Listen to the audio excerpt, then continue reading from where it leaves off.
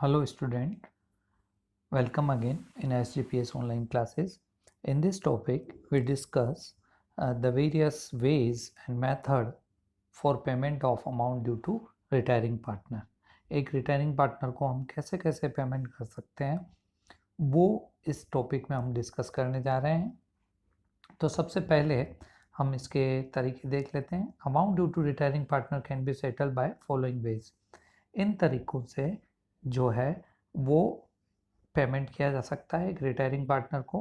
पहला इसमें है payment of full amount in lump sum. उसका जितना भी पेमेंट ड्यू बन रहा है वो जाने वाले पार्टनर को हम पूरा का पूरा एक साथ पे कर दें। दूसरा तरीका है by transferring balance of his capital account to his loan account. अगर हमारे पास पैसा नहीं है और क्वेश्चन में इंस्ट्रक्शन कुछ भी नहीं कह रखा है तो हम उसका पैसा जो है वो उसके लोन अकाउंट में ट्रांसफ़र करेंगे जो बैलेंस शीट में लाइबिलिटी में शो हो जाएगा। तीसरा है पेमेंट इन इंस्टॉलमेंट। अगर उसको पैसा जो देना है वो इंस्टॉलमेंट में देना हो, यानी कि एनुअल हो सकती है, हाफ ईयरली इंस्टॉलमेंट हो सकती है, और उसको 4 इंस्टॉलमेंट 5 इंस्टॉलमेंट जैसा भी क्वेश्चन में इंस्ट्रक्शन हो हम उसको इंस्टॉलमेंट में पे कर सकते हैं। चौथा तरीका है इसमें पेमेंट बाय एन्युटी। एन्युटी से पे किया जा सकता है जिसमें एक फिक्स एन्युटी अमाउंट फिक्स कर दिया जाता है और एक इंटरेस्ट रेट भी उसमें फिक्स होती है। तो इन चारों तरीकों को अपन डिटेल में समझते हैं। तो सबसे पहला हम लेते हैं payment of full amount in lump sum. पूरा पैसा एक साथ पे करने के लिए जो एंट्रीज होती है वो अपन इसमें समझेंगे। Lump sum payment if firm have sufficient liquidity cash and bank balance then payment is made in full. जब फर्म के पास पूरा कैश पड़ा हुआ है या बैंक बैलेंस पड़ा हुआ है तो फर्म उसको पे कर सकती है। और रिटायरिंग पार्टनर को पे करने के लिए जो नेसेसरी जर्नल एंट्री है वो बनेगी retiring partner capital debit to cash या बैंक, जो भी सिचुएशन हो, कैश से पे करना हो या बैंक से। तो उसके लिए सिंपल एंट्री है retiring partner capital debit to cash, तो पार्टनर कैपिटल में टू कैश या बैंक आ जाएगा। उसके बाद कभी कभी क्या होता है कि हमारे पास पूरा पैसा नहीं होता है तो हम एक बार बैंक से लोन ले लेते हैं, उसके बाद उसको पूरा पेमेंट कर देते हैं, तो उसमें एक लोन लेने की एंट्री एक्स्ट्रा हो जाती है।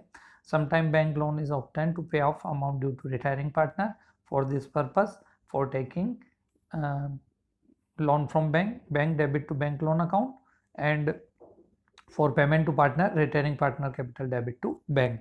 एक बार लोन लेंगे उसकी एंट्री हो जाएगी, उसके बाद पेमेंट की हो जाएगी। तो ये तरीका हुआ फर्स्ट जिसमें हम पूरा पेमेंट जो है वो एक साथ दे रहे हैं।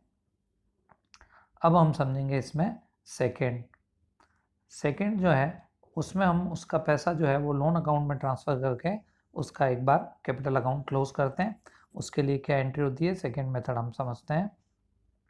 By transferring the balance of capital account to his loan account. if the question is silent on settlement of retiring partner account, the amount due to him is transferred to his loan account। अगर question में कुछ भी नहीं कह रखा है तो उस केस में ये वाला हम मेथड यूज़ करते हैं और उसका पैसा जो भी है कैपिटल में जितना बैलेंस है उसको जाने वाले पार्टनर का यूं का यूं उसके लोन अकाउंट में ट्रांसफ़र करते हैं। तो उसकी एंट्री होती है retiring partner capital debit to retiring partner loan account. जैसे सी रिटायर हुआ है तो C's capital debit to C's loan account और उसमें ये ट्रांसफ़र हो जाता है। और कभी कभी कुछ पैसा देते हैं और बाकी का हम लोन में भी ट्रांसफ़र कर सकते हैं, उसके लिए भी हम एंट्री यहाँ पे समझते हैं।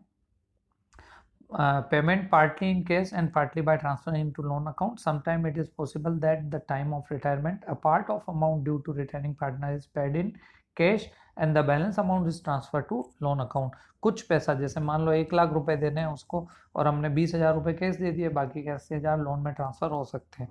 तो जैसी भी सिचुएशन हो उसके लिए हम एंट्री करेंगे retiring partner capital account debit to cash और retiring partner debit to loan, बाकी का पैसा उसके लोन अकाउंट में ट्रांसफ़र हो जाएगा।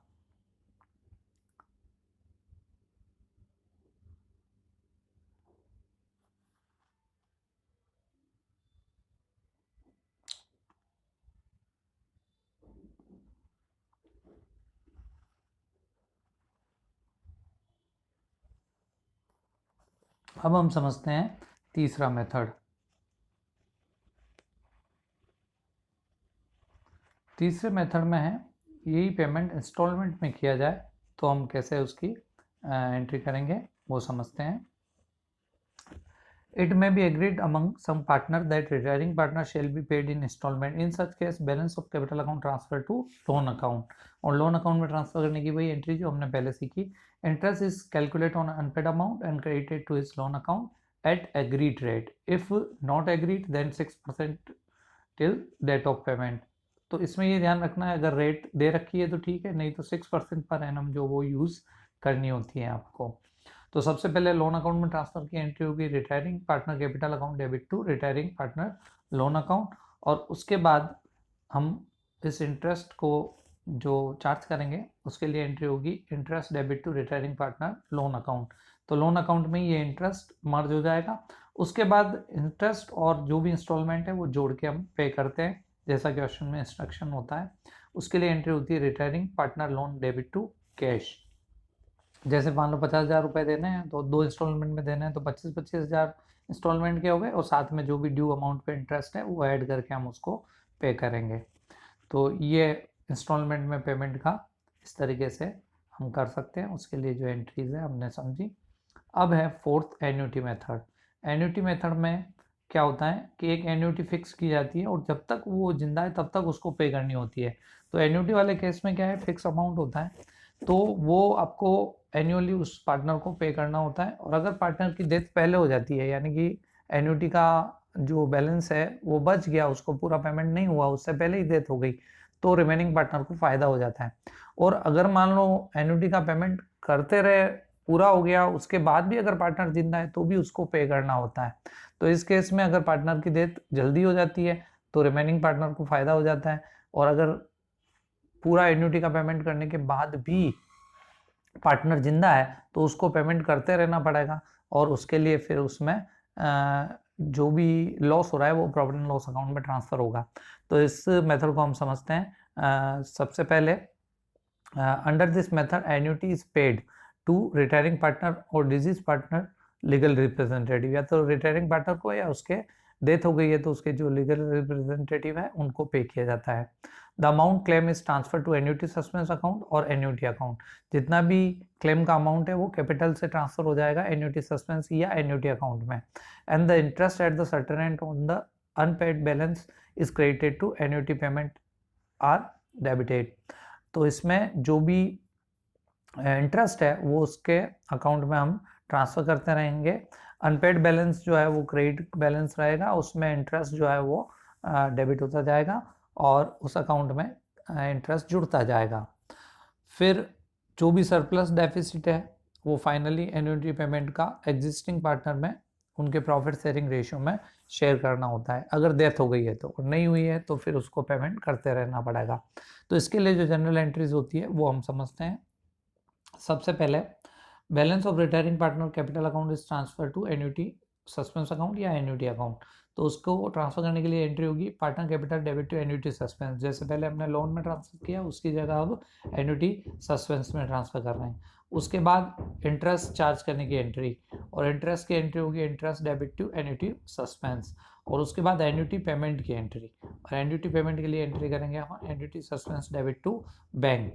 और जो बैलेंस है उसका अगर डेथ हो जाती है बीच में ही, एन्युटी 1 साल 2 साल पे कर दी और डेथ हो गई, तो उस टाइम पे जो भी एन्युटी सस्पेंस का बैलेंस है वो पार्टनर में डिवाइड हो जाता है. उसकी एंट्री होती है annuity suspense debit to remaining partner capital. तो ये चारों एंट्री करनी है. अब फोर्थ एंट्री की जगह अगर डेथ नहीं हुई है और एन्युटी का बैलेंस खत्म हो गया है तो फिर प्रॉफिट एंड लॉस में ट्रांसफर होगा, वो हम आगे समझते हैं. इसमें if the annuity receiver is alive even when the balance of annuity is finished, such situation pass the following entry in addition of the above entry. ये फोर्थ एंट्री की जगह फिर ये एंट्री होगी profit and loss debit to annuity suspense, अगर death नहीं हुई है तो. और डेथ पहले हो जाती है एन्युटी सस्पेंस का बैलेंस खत्म होने से पहले, तो फिर ये एंट्री है ही है जिसमें फ़ायदा जो हो जाता है पार्टनर को, और नहीं तो फिर लॉस को प्रॉफिट एंड लॉस में ट्रांसफ़र करते हैं. तो ये मेथड हुए एन्युटी पेमेंट के, ये आपने समझे. Thank you.